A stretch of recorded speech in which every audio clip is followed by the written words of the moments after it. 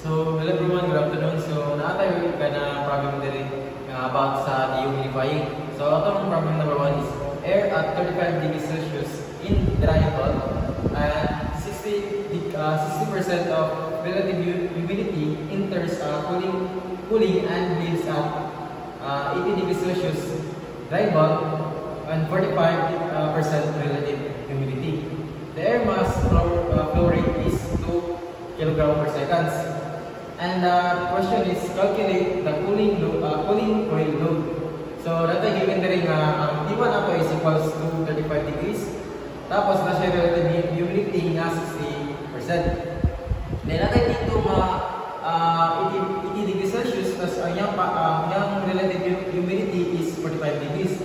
So using the psychrometric chart ng mga kwata enthalpy.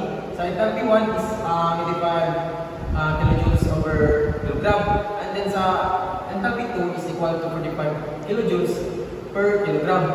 And then we have a formula there,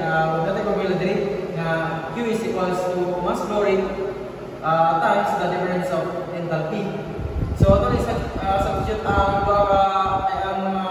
given. So natay 2 kg per seconds times the 85 minus 45 kilojoules per kilogram. So magkasila ito na yung kilogram direct. And then, pag-i-calculate mo, makakuha ka o 80 kg per seconds or 80 kilowatts. So that's all.